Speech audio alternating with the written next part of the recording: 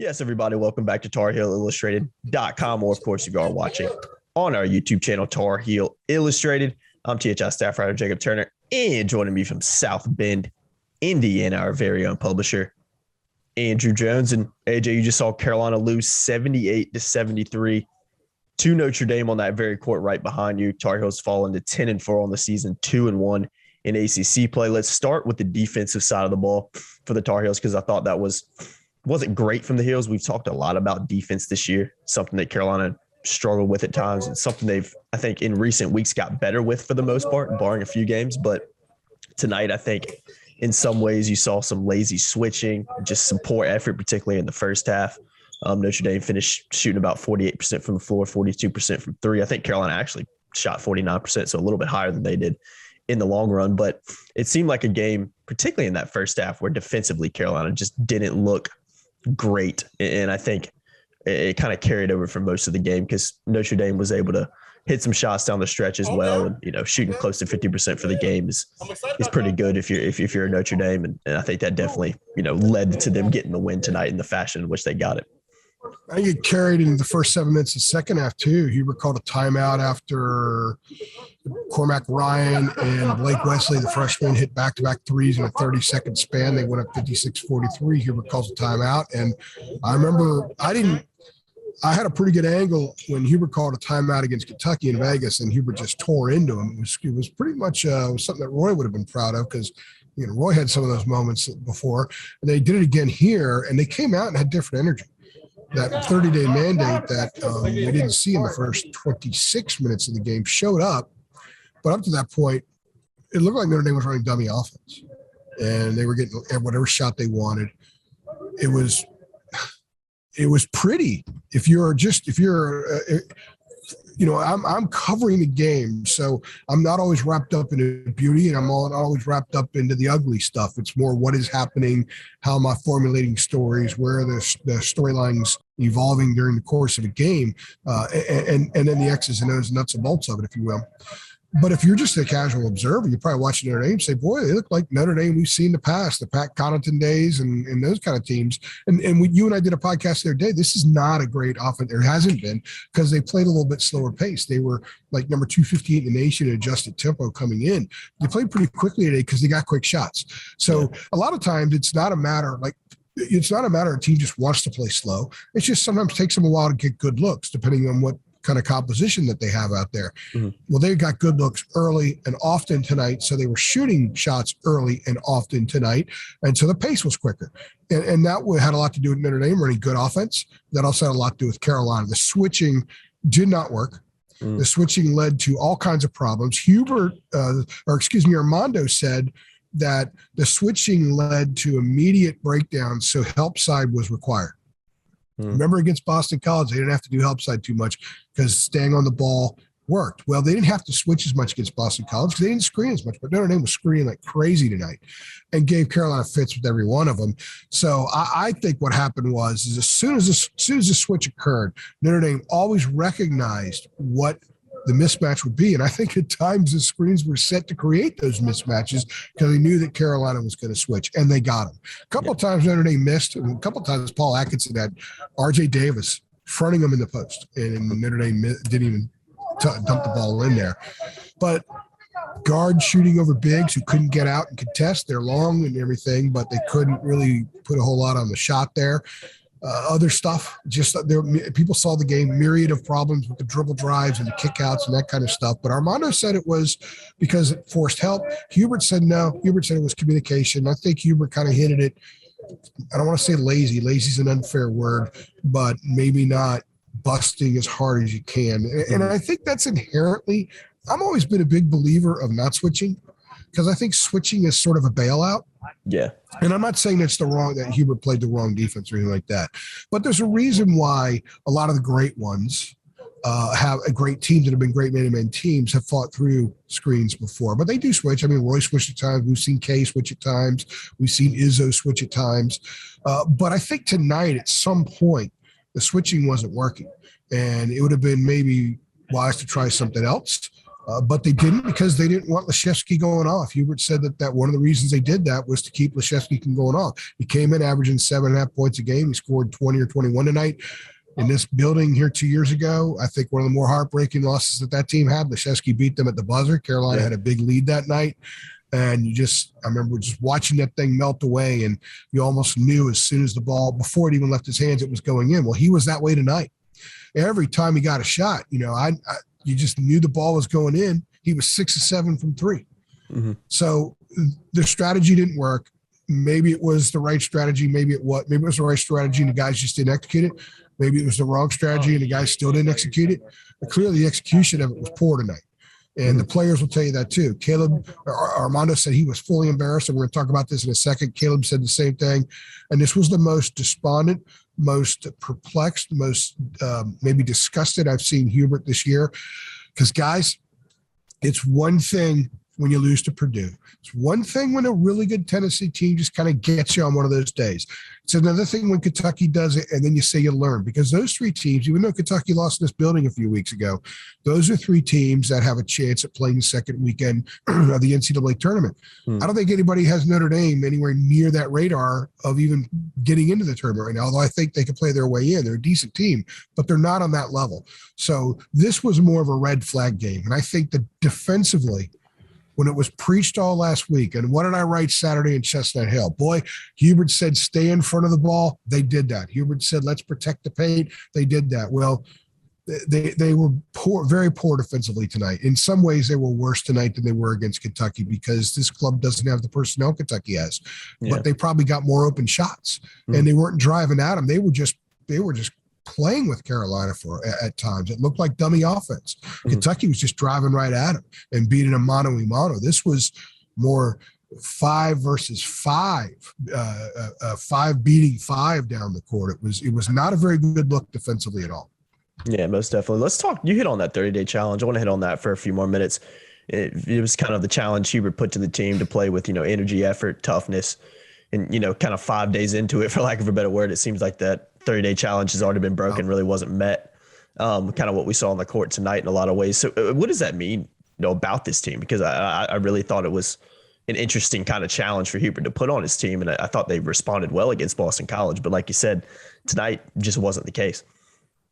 Remember when you came on board at THI about 3.5 years ago, and one of the things I was talking to you about that you were going to see firsthand, your view, the way you see college sports and the way you see North Carolina and ACC teams was going to change, because from a distance, these guys are here to please fans. These guys are here to prop up more banners and live up to a standard that a lot of people have tears of joy and tears of sorrow about every March. And people get Christmas presents based on stuff that this program has done in the past, right? Yeah. So they're kind of like human cartoon characters to a lot of people. It's almost like they're not really real. But when you get around them, you realize they're just dudes. They're just regular people who have a gift that puts them in a limelight, right? And I told you about that. So what I'm getting to is this. It's human nature. Everybody watching this video right now who gets mad and say, how can they not? They only play 29 games a year. How can they not be ready? Well, every one of us is guilty of not being great some days, not being at our best some days. Maybe some days you have to channel deep within and be more resourceful to get through the day. I know I have those days. When I drink a 5-hour energy 4 hours after I had one, that's part of that, because it's a grind. It's a grind for these guys too, especially now with the COVID stuff. Everyone's going through it. But when I came out on the court tonight, some of the security was telling me to stay back a little bit further away from the players. And I went over by the benches, and there's a big cavern behind the benches now, just like last year. There were no refreshments served in the building tonight. No water. They didn't want the media drinking water. They said, please be kind. I mean, we're rapidly swirling into something different right now. Whether that's the right reaction or not is not what this is about. My point is, these 3 of their teammates weren't here. I think that they thought they were better than they were against Boston College. You put on that uniform. I'm hitting on all kinds of human nature stuff right now. Okay, you look in the mirror and you see North Carolina. I think sometimes maybe you think you're better than you really are, because you have to earn the whole right to put a banner up there. That's what, when Hubert says he wants these guys to have those experiences, it's not handed to you, it's earned. And I think that's one of the things these kids will learn over time, especially when they have conversations with former players. That's what the value of the summer is all about. And these guys haven't had a ton of that. They did this year, but they didn't the year before. So I just think that sometimes they're just not going to have their A game. Sometimes they're going to be at 91% instead of 100%, because a lot of us are like that. Sometimes they're going to be at 83%. And when you're at 83% or 91% or 77%, you've got to figure out a way to pull something else up. And I think tonight they didn't have a couple of guys that maybe could have helped them. Maybe Kerwin would have hit a couple of shots. Brady was struggling tonight. I thought that there were times he was taking a little while to get up and down the court. Maybe having Dawson out there, having some of those minutes, Brady would have been fresher. None of these are excuses. They're just realities. But the reality, the bottom line is they should have played better defensively. The bottom line is they should have run better offense. Caleb had 2 points in the first half. He didn't have an assist tonight. He had his look like freshman moments, look like sophomore moments. And when he plays like that, they have a much harder time winning, Jacob. When he plays like sophomore Caleb for 40 minutes, they're going to win. I mean, he hasn't been great in a game that they've lost yet. But when he's great, they win. So they're still figuring stuff out. And they're learning some hard lessons. And tonight, when Armando said that he was embarrassed and when Caleb said that he was embarrassed, I asked Hubert, I said, you don't want to lose games. You don't want to be in positions where your guys are embarrassed and express publicly that they're embarrassed. However, if you're forced to have to go to that point, get to that point, is there a positive that they expressed something so deep? Because maybe that is part of springboarding forward. He said yes. So I think it's kind of healthy that we saw Armando. If you haven't watched Armando's video, please watch it. Armando's a kid that's grown up a ton. When he was a freshman, he never would have talked like he did tonight. So I do think that if you're going to think of, can this team climb out of it? You've got to address stuff. You've got to see the issues. You've got to be totally honest with yourselves about it. And in a weird kind of way, a lot of the stuff that happened tonight, I think, brings them to that point where they can't fake it anymore. They can't just look in the mirror and see North Carolina and say, we're North Carolina. You can't go beat Boston College the way you did and think that you've arrived. You have to elevate, and you have to, those days when you're at 77%, you have to be North Carolina on those days. Yeah. And you have to dig down the way George Lynch did and the way James Worthy did and the way Tyler Hansbrough and Danny Green did and all those guys. So I don't mean to sound corny or anything like that, but that's part of the standard. And that's what Hubert's trying to instill in these guys because a lot of these kids didn't have that experience last year. They didn't have that closeness because Roy couldn't be around them. He's having Zoom meetings with them and stuff because of all the crap that was going on. So they're trying to create some of that stuff. And there are times where it's not going to show up. And tonight was one of those times, that showed up. Let's dive into the last thing I want to hit on real quick. Let's dive into a few of those quotes that were said after the game. One from kind of couple from Armando Bacot. They're really good. It was just a flat out embarrassing loss. Another one from Armando. I just feel sorry for the fans, former coaches and former players. It's unacceptable. And then Caleb Love.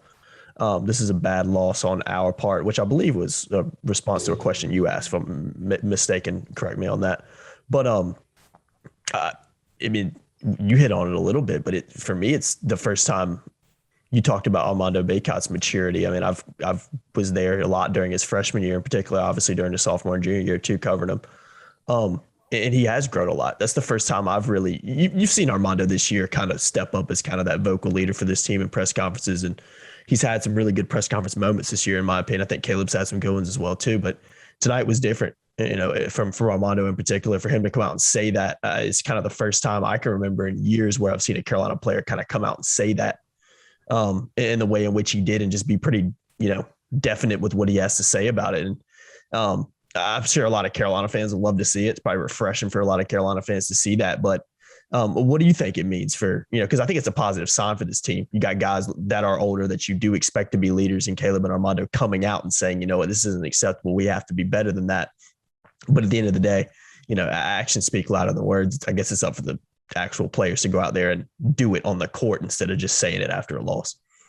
Brady Manick got a lot of attaboys about 6 weeks ago when he kind of went off a little bit in the post-game presser. But he's also a guy that just came here, and it's a little bit harder for him to affect change and for all of his words to be heard. It's not that he is not as valuable a teammate, but it's a little different.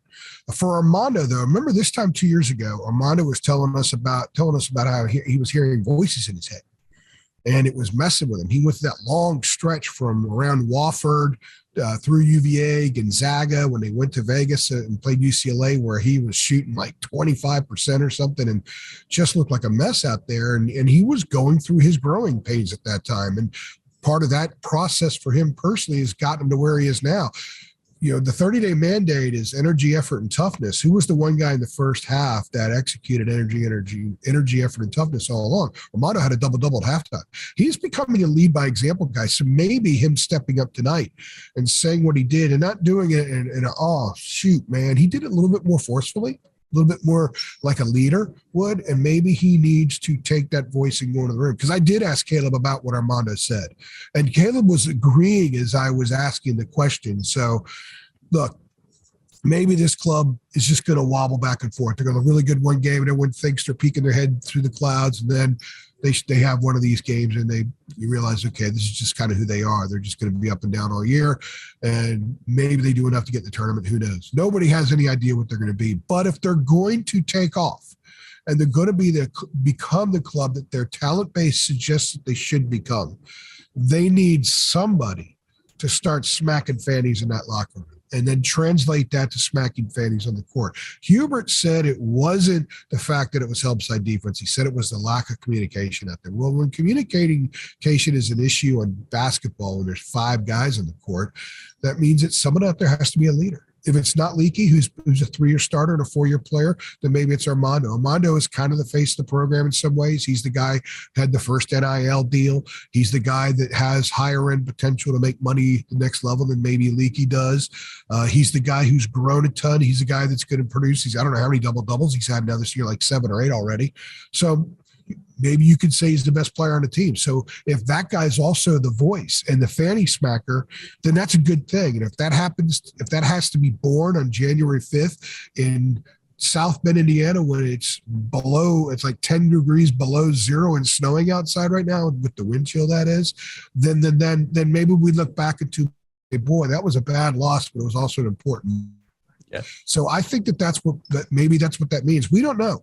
This club, you and I sit here and do a 3 things video after a game, and whatever we say about them at that moment changes 4 days later. Oh yeah, definitely does.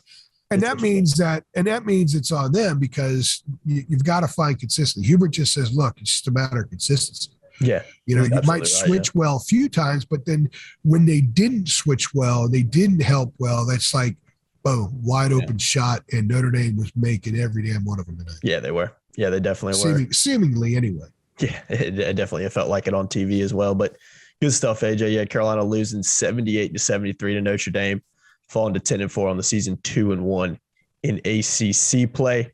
It's going to do it for us. I've been Jacob Turner. He's been Andrew Jones. I know they're probably getting ready to kick you out of that building anyway. Yeah, so I need to let you run. But I don't even see anybody. Someone's going to scream at me for doing this. Someone's going to scream at me for doing this without my mask on. They're pretty mask heavy here. Yeah. Put that back on. Go get some water in your system too. I heard you didn't have any water in the game. Nothing to drink. I haven't had anything to drink. What time is it right now? It's 12:14 past midnight. I haven't had anything to drink since 5:30. Hey, that's brutal. I don't care what anyway you look at. So I'm racing back to the hotel room to work and fly home tomorrow. Chug 6 waters while you're at it, man. Well, AJ, we'll let you get to it. Go enjoy that beautiful South Bend, Indiana weather outside too. We'll let you go out there and have some fun in that too. This is my 4th basketball game here, and it's been like this every time, except it's colder now than it has been before. Yeah, I saw the temperature. All the journalists up there were posting it this morning. I was like, God, I'm glad I'm not up there right now. So I'll let y'all enjoy that weather. I've been Jamie. I go to Miami in 2 weeks. Switches it up perfectly for you right there, man. I know it's one of your favorite trips too. We'll let you. You'll enjoy that one. Soak that one in. I'm taking my wife too. Oh, nice, man. She's never been there. Yeah, that'll be fun. So that'll be fun. Love that. It'll be a good time. I've been Jacob Turner. He's been Andrew Jones. Make sure y'all keep it locked to TarIllustrated.com for all your post-game coverage from tonight's game. Like, share, subscribe, hit that notification bell as well. We'll see you in the next one. Thanks, guys. Thanks.